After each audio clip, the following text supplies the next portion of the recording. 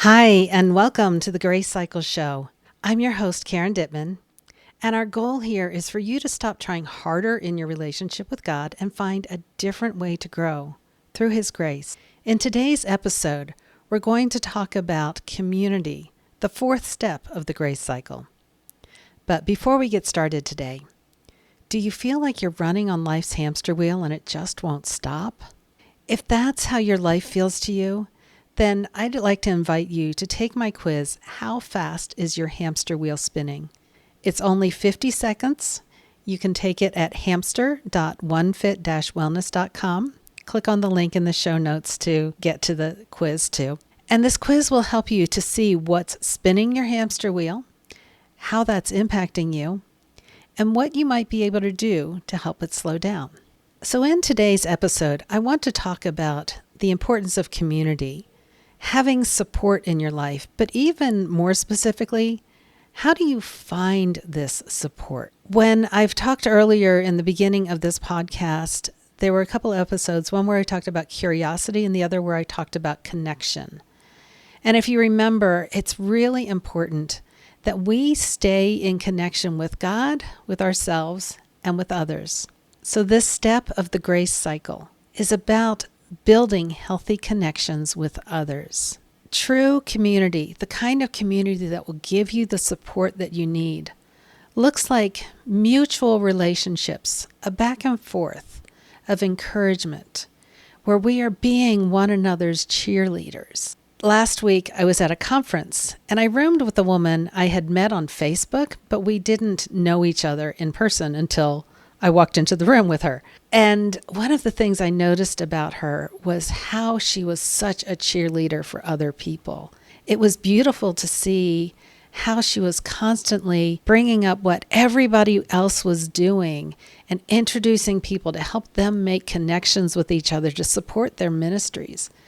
And of course, in the process, everybody loves the ministry that she has. Her name's Denise, and I'm planning to have her on the podcast down the road, so you'll get to meet her too.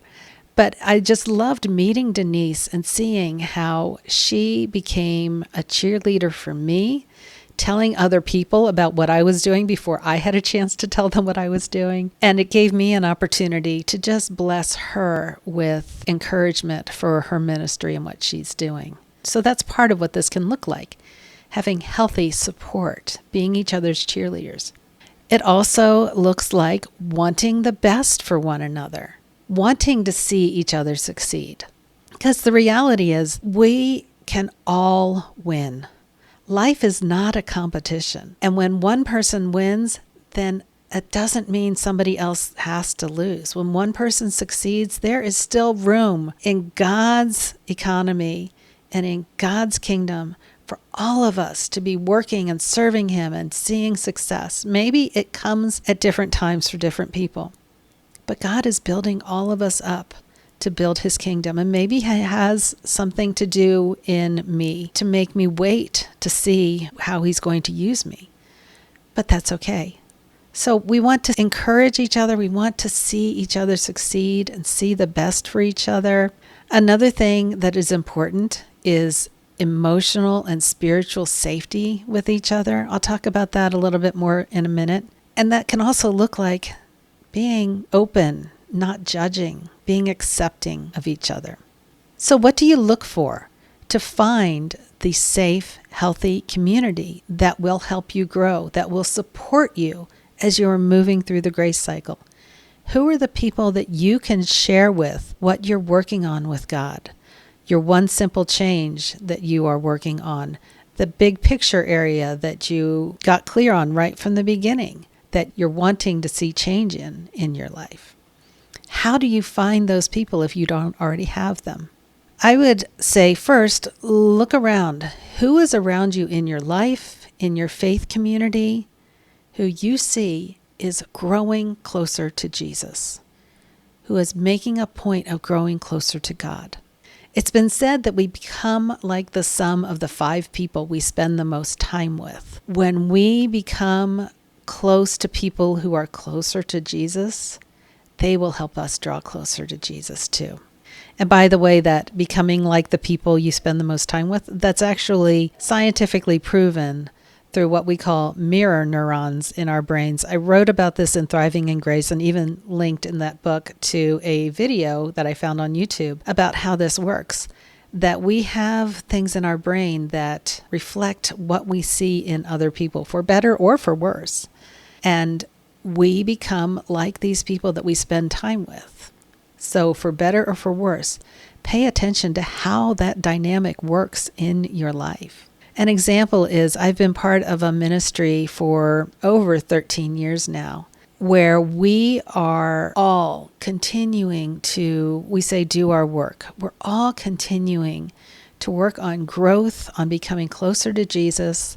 We put on transformative weekends a couple of times a year. And if you ask me why I come back season after season, year after year to be part of the staff, I will often tell you it's because I want to be around these women who are constantly seeking to grow in their emotions, in their spiritual life, in how they show up, because I know that makes me a better person. So if you're looking for the community, the support people in your life, first look around in your life. Who do you see who is growing closer to God? Here's another thing, and this is okay. Who are you naturally drawn to? Who do you have chemistry with? Who thinks like you think? Who enjoys doing the things that you enjoy? These are great people to spend time with. We don't have to spend our lives only loving people who are hard to love. God has also created us for joy, and we can find joy in relationships with people that we just have this natural chemistry with. And the people who enjoy doing what we enjoy doing, who we enjoy serving together, the people who light up when you walk in a room, or maybe you light up when they walk in a room. Maybe seek them out to spend a little more time with and grow closer. And again, ask them to be part of your support base.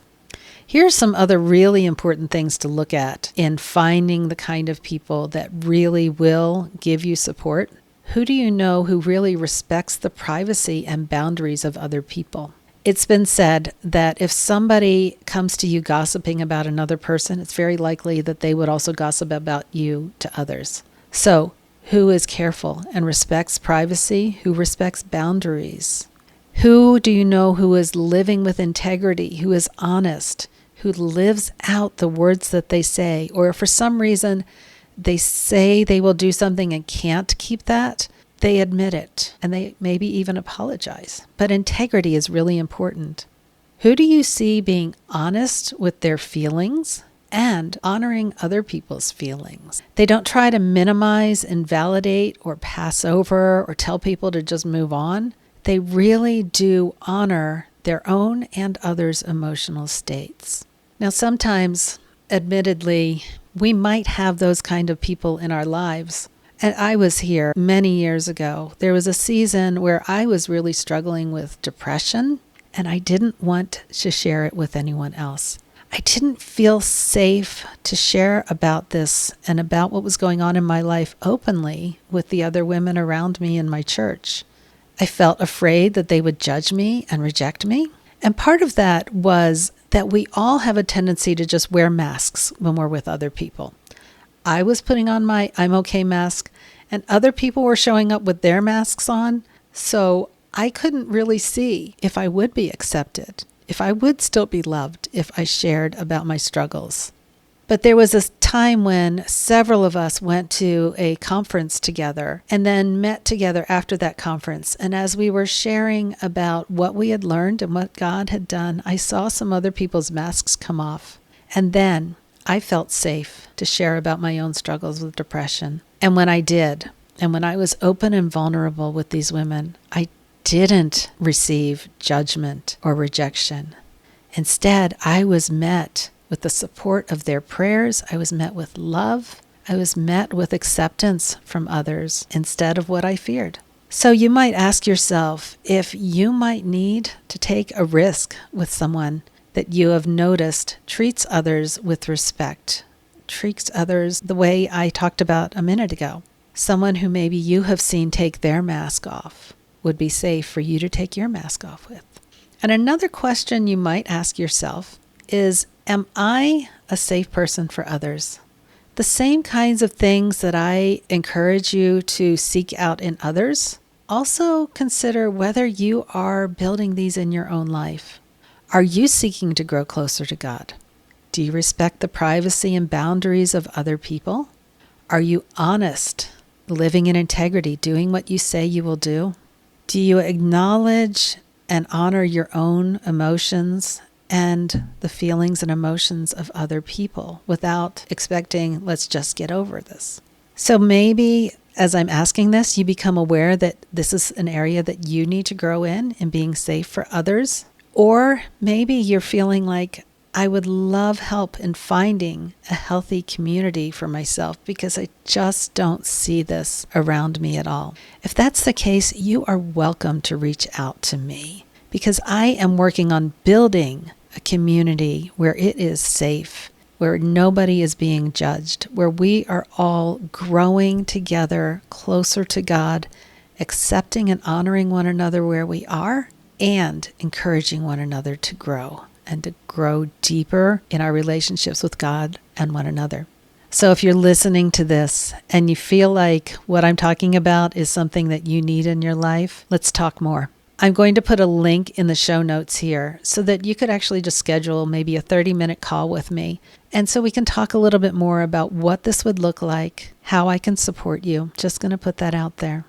So maybe you're thinking, okay, all of this sounds great, but I still don't know where to start.